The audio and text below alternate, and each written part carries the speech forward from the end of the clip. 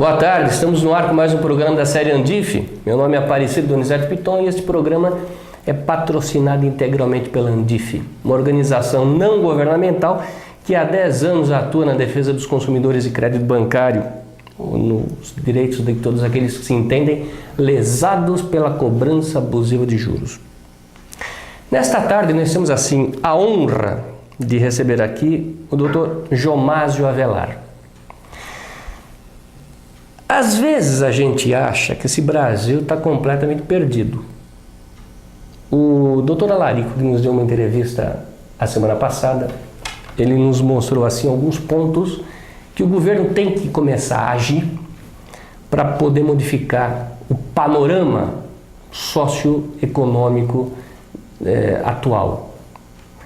Obviamente que nós temos governantes que dão ouvidos à classe empresarial, que é a classe que conhece de perto os problemas da nação, e temos governantes que fazem ouvidos moucos. O Dr. Jomásio, ele também atua, mas de uma forma diferenciada. Também é empresário, mas ele é presidente do Conselho Brasil Nação. Ele vai explicar direito o que se trata do Conselho Brasil Nação. Mas o que nós colocamos sempre é que o Brasil ele se assemelha a uma nave perdida no meio de um oceano, sem vela e sem rumo. Ele está indo ao sabor dos ventos. Vento sopra para cá, ele vai para cá, vento sopra para lá, ele vai para lá. Porque nós não temos um plano econômico bastante delineado e que todos os governantes têm que seguir, como se nós tivéssemos uma grande cartilha para o desenvolvimento da nação. Dr. Jomásio, muito boa tarde, obrigado por ter vindo, obrigado por ter aceito o nosso convite. Eu gostaria que você colocasse direitinho no que consiste esse Conselho Brasil Nação que você preside. Boa tarde para todos. Eu que agradeço e me sinto honrado de estar aqui presente nesse prestigiado programa. O Conselho Brasil Nação é uma ONG, é uma organização não governamental. No passado, quando foi criado há 15 anos, e ele foi criado em reação àquelas intempéries todas geradas pelo Plano Collor, criamos uma entidade sem fins lucrativos, dissociada das estruturas empresariais, sindicais, governamentais, que pudesse apresentar ao público os interesses do cidadão isentos para que as soluções sejam duradouras e sejam imparciais. Esse é o Conselho Brasil Nação. É uma organização não governamental, mantida por seus sócios, que são empresários e profissionais liberais. Qualquer cidadão pode ser sócio do Conselho Brasil Nação, mas predomina na atualidade empresários e profissionais liberais. Tem por objetivo elaborar um projeto nacional de desenvolvimento, como disse muito bem Donizete, para um horizonte mais longo. Nosso país tem vivido, no último século em particular, com iniciativas inteiramente de curto prazo, na total improvisação. A própria construção da capital federal, no atual Brasília, foi decidida, isso não é muito do conhecimento geral da população, foi decidido num comício na cidade de Itajaí, em Goiás, em que o presidente Kubitschek fazia um discurso e foi interrompido por um participante chamado Dondinho, que levantou o braço e perguntou: "O senhor vai mudar a capital da República para Goiás?" Ele parou um instante e disse: "Sim, vou mudar." Vejam, senhores, uma decisão de tal envergadura, de tal repercussão para a história do país desde então, decidida dessa forma.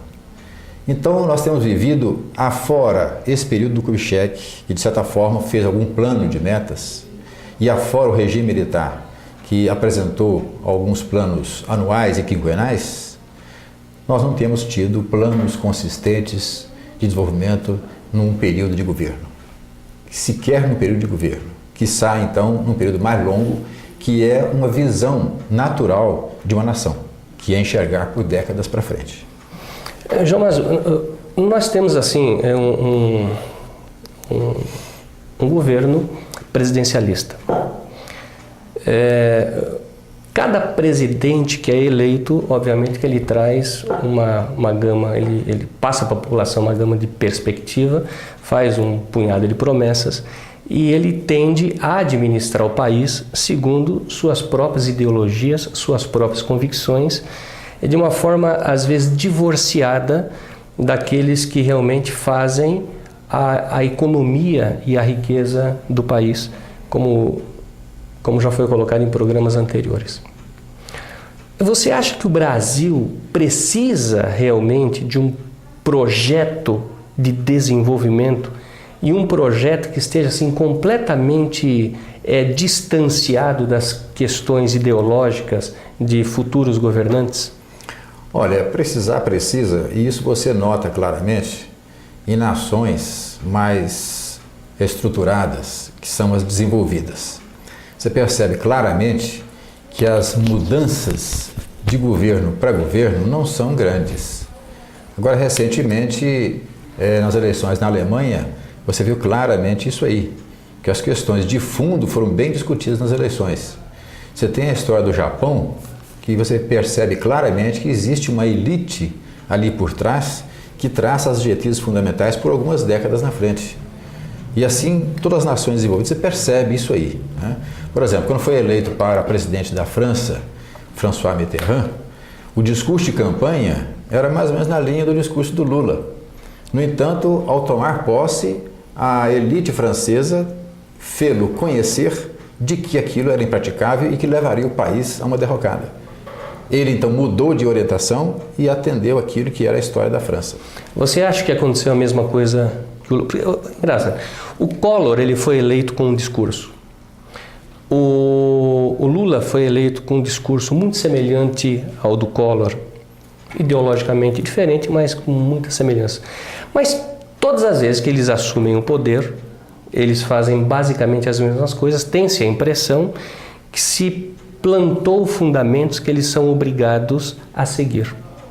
Existe hoje no Brasil uma elite que dá as cartas a que os governantes são obrigados a seguir ou não? Bom, quanto a essa pergunta, é preciso nós atermos ao conceito da democracia representativa na qual vivemos e talvez até voltarmos um pouco mais lá nos conceitos educacionais fornecidos para as crianças nas escolas. Na democracia representativa, o chefe supremo é o povo. Na medida que um governante não corresponder, o povo deve ter os instrumentos necessários para suspender o seu mandato. Esse que seria o conceito do recall. Agora, João Másio, vamos trazer a teoria para o nosso Brasil.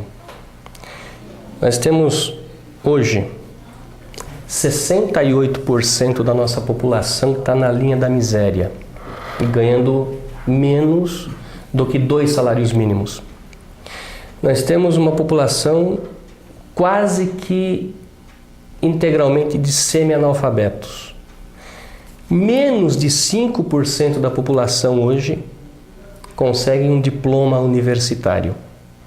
E desses 5%, nós temos visto que os ensinos universitários estão assim péssimo. Diploma universitário embaixo do braço não capacita nenhum cidadão a dizer que ele tem independência de opinião e de conceitos. Você acha que um país com esse panorama socioeconômico, com esse panorama cultural, tem autonomia para pôr e tirar um político? Veja, Donizete, o fato é o seguinte, é que você tem o poder que vem do povo, mas você tem também uma elite que tem que responder por esse povo. Então, a organização do país, as regras do país, a elite tem que ter a sabedoria para estabelecer. Estabelecer não para seu privilégio, estabelecer para a boa convivência de todos os cidadãos, para o progresso do país. Então, por exemplo, a reforma política que tanto se fala aqui no Brasil, desde que nós fizemos a transformação do regime militar para a democracia. Os exilados e os caçados voltaram para a política no Brasil pregando fazer uma reforma política.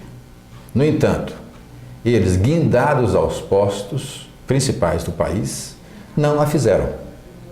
Sem uma reforma política que dote o povo de instrumentos para substituir os governantes quando necessário, realmente é impossível querer fazer alguma coisa.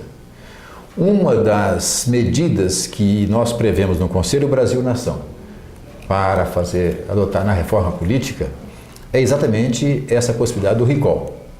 Ou seja, um governante que não está correspondendo, haver a possibilidade da população sustar o seu mandato e eleger outro para o lugar. Mas hoje isso aconteceu, por exemplo, recentemente na Califórnia, nos Estados Unidos.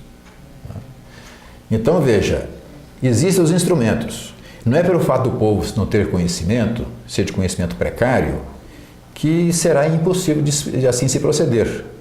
O povo é inteligente. As pessoas podem não ter conhecimento e nem recursos suficientes para estar adequadamente informado. Mas o povo tem conhecimento. É preciso ter os instrumentos adequados para as decisões serem imparciais e isentas. A elite tem que impor isso. Hoje nós temos aí diversos instrumentos que estão à disposição dos governantes para desinformar, para equivocar e para desunir. Os veículos de comunicação, os esportes, os eventos sociais servem muito bem para desviar a atenção da população de algumas questões básicas e principais. Isso vem sendo usado à larga no Brasil já há décadas.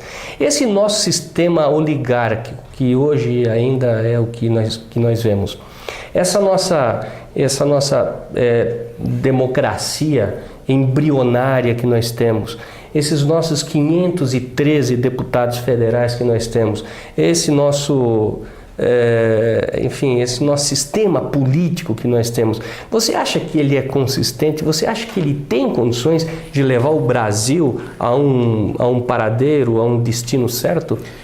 Olha, na redemocratização a que me referi há pouco,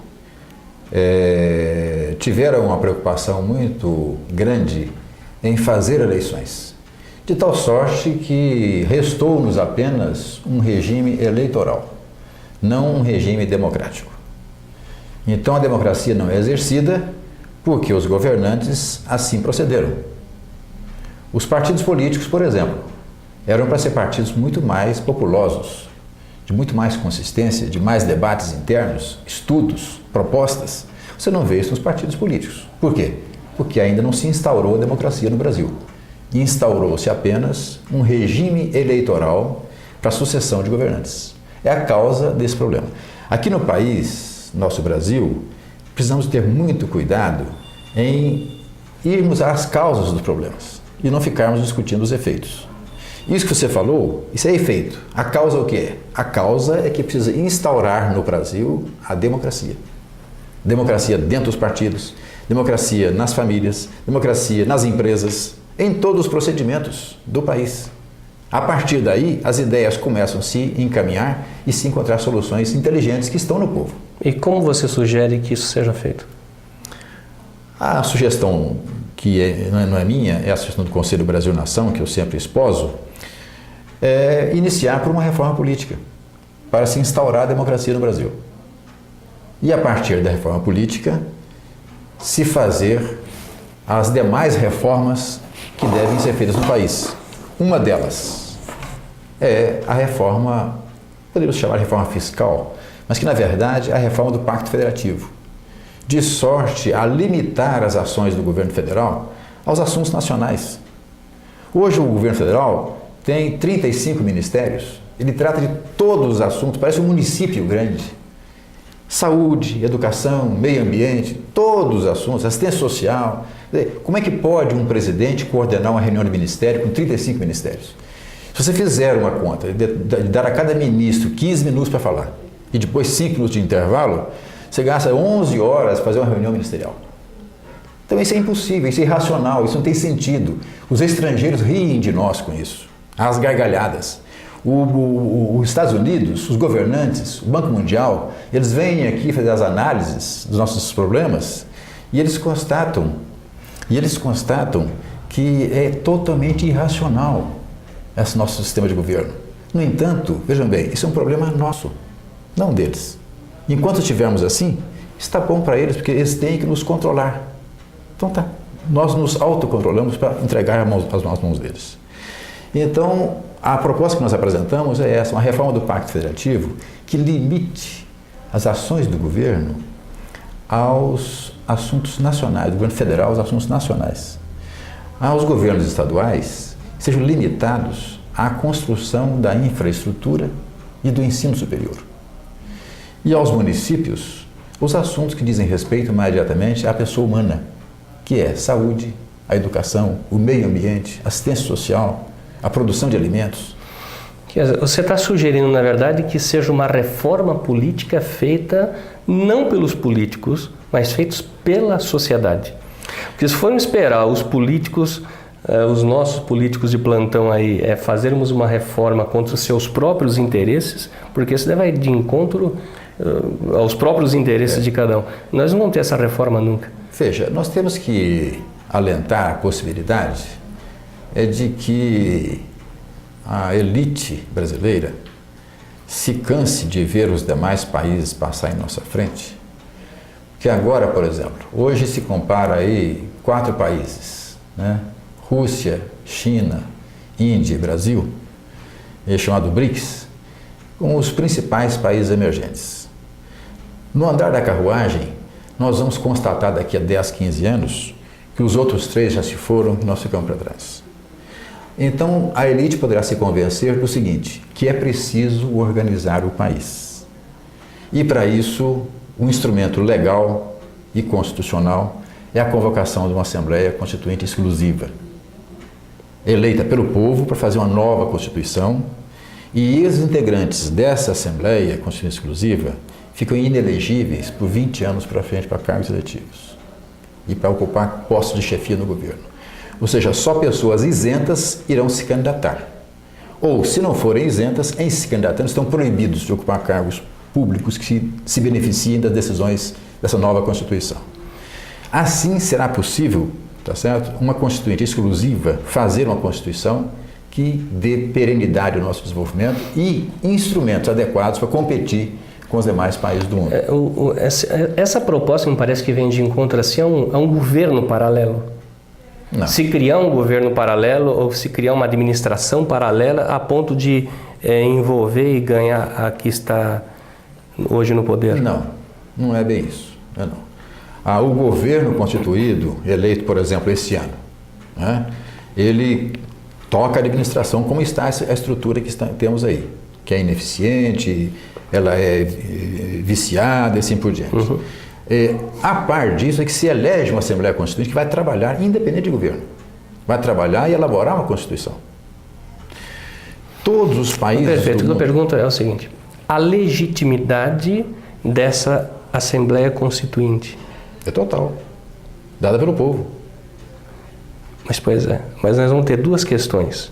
Aqueles que estão no poder, que estão tendo seus interesses ameaçados, e uma tentativa do estabelecimento de um outro regime no país. Não é tentativa. Se já se chegou ao ponto de eleger uma Assembleia Constituinte exclusiva, já foi tomada a decisão de que vai haver uma nova Constituição. Não é tentativa. Mas essa iniciativa partiria de quem? Olha... Porque o povo está aqui. Tem que existir uma força por trás que acione esse povo. Os líderes da nação é que tem que tomar essa decisão para encaminhar essa solução. Historicamente, dizem os cientistas políticos que só em regime e em situação de ruptura é que se parte para uma solução dessa. Uma convulsão social, uma revolução e assim por diante. E que eles costumam sempre alegar no Brasil que não é o caso do Brasil. Há um adágio popular que diz o seguinte, que Na porta do surdo você pode bater sempre, não vai acontecer nada. É o caso do Brasil. O regime de violência que já existimos, Estado paralelo, narcotráfico, pobreza, tá certo? Toda sorte de dificuldades.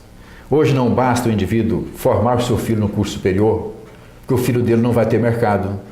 Você forma o seu filho dentista, belíssima profissão, mas tem quem pague o serviço dele? Não tem. No Brasil nós temos hoje 1 milhão de engenheiros desocupados. Só no estado de São Paulo temos 420 mil engenheiros desocupados. Então nós estamos diante de calamidade pública, mas não querem enxergar. Por quê? Porque os grandes grupos econômicos estão supondo que suas reservas são suficientes para eles e as suas gerações seguintes viverem. Os políticos estão achando que sempre terão seus postos reeleitos e estão acomodados em cima desse formigueiro, tá certo? Mas, no entanto, todos os prédios com fortalezas e cada vez subindo mais as fortalezas, assaltos toda hora, todo dia, em todo lugar. Então, estamos numa guerra, queiram reconhecer ou não. Não reconhecida. Não reconhecida, mas estamos. Isso poderá chegar a um ponto em que, então, se reconheça que é uma situação de ruptura e que tem que se convocar uma nova Constituinte para resolver esses problemas. Por exemplo, você pega o caso da Previdência Social, que nos dá anualmente um prejuízo aí da ordem de 50 bilhões de reais, né? E pagando aposentadorias medíocres, ridículas. Por exemplo, o engenheiro trabalha 40 anos e é aposentado com R$2.000 por mês. O médico, né? A mesma coisa. Matematicamente, segundo os matemáticos, entre os próximos 10 anos, o maior e o menor vai ser um salário mínimo na salário de aposentadoria. E veja você, e ainda hoje nós temos a segurança de que o INSS deposita nas contas dos aposentados. O que nos garante isso no futuro?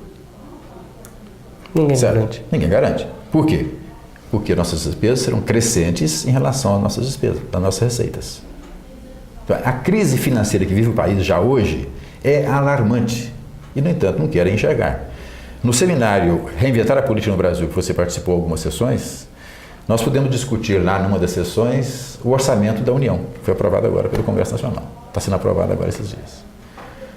É assustador você constatar o crescimento das despesas em relação às receitas. Isso não pode continuar. Está previsto na proposta orçamentária para esse ano de pagarmos de juros 275 bilhões de reais, que é a metade da receita que nós temos de receita tributária e de contribuições. É um absurdo. E não estão enxergando isso por quê? O que estão esperando? Esperam que façam para ele, por ele? Não. O brasileiro tem que tomar uma iniciativa, começar a pensar nesses termos, porque é a segurança sua e da sua família. Já hoje não é o país como era assim, há 40 anos atrás, quando me formei. Quando me formei, a empresa foi na Politécnica, atrás de mim, para eu ir trabalhar para ela. Hoje, se se forma, ele fica anos aguardando a possibilidade de ter um emprego. De 1970 para cá, quando nós estamos em 90 milhões em ação, hoje nós somos em 186 milhões de cidadãos. O número de empresa e de empregos, de vagas, foi proporcional ou não? Não, não foi. A população aumentou e estacionou o emprego. Quando eu entrei no vestibular na Politécnica, que foi em 1960, tá certo? Ali nós devíamos ter aí por volta de 65, 63 milhões de brasileiros. Lá na Politécnica tinha 180 vagas para o vestibular e em todo o estado de São Paulo eram 500 vagas em escolas de engenharia. Vagas de vestibular de escola de engenharia, tá certo? Ou seja, formavam-se naquela hora 500 engenheiros, tá certo? Forma-se hoje 15 mil. É uma diferença brutal. Então veja, essas coisas todas é que tem que dar uma racionalidade à estrutura do governo para possibilitar que os governantes tenham tempo para governar, tempo para pensar. Estimulou-se ao longo de várias décadas fazer educação no Brasil. A iniciativa privada investiu, oferece hoje ensino em todas as cidades, faculdades, ensino médio, assim por diante. No entanto, tem que propiciar ocupação. Sim, a ocupação de que deve formar. Pega um exemplo, na UAB. Qual foi a aprovação? 8% de todos os formados no estado de São Paulo. Ora, se aprovou 8%, isso é uma censura a qualidade das faculdades. João Márcio, eu gostaria de propor para ti que você viesse juntamente com outros convidados para que nós começássemos a levar este plano de um Brasil melhor, de um Brasil em franca expansão, ou de um Brasil que todo brasileiro quer ter, para que nós começássemos a discutir essas questões aqui, neste programa. Eu coloco este programa à sua disposição, da mesma forma que eu coloquei o nosso programa à disposição do empresário Alarico, porque vocês estão trazendo questões que os brasileiros não conhecem, questões que estão assim nos bastidores, e nós temos hoje um Brasil tremendamente desesperançado, tremendamente decepcionado com esses nossos homens públicos que foram eleitos. Nós precisamos levantar realmente a autoestima do nosso povo. Nós terminamos, lamentavelmente, o nosso programa. Você tem 5 segundos para dar o seu boa tarde. Eu agradeço a sua sugestão, farei com todo prazer. Vamos organizar, então, um seminário que interesse ao Brasil para essa sessão presidencial. Vamos fazer um trabalho nesse sentido. E quero lembrar a todos uma passagem do Freud. Freud, com um divã e um paciente, ele mandou, tinha uma lâmpada acesa, ele mandou que o paciente apagasse a lâmpada. O paciente se levantou e foi soprar a lâmpada. Lembra-se do tempo da vela, né? Ele disse, não é por aí, tem aqui um interruptor. Então nós temos que aprender a ir no interruptor. Não adianta ficar brigando contra os efeitos, temos que ir nas causas. E aí nós vamos encontrar soluções. Obrigado. E nós voltamos outras vezes a conversar com o Dr. João Másio, com o Dr. Alarico e outros grandes homens que nós temos nesse nosso Brasil e que realmente fazem a grande diferença. Uma boa tarde, até o próxima sexta-feira com mais um programa Defenda-se. Até lá.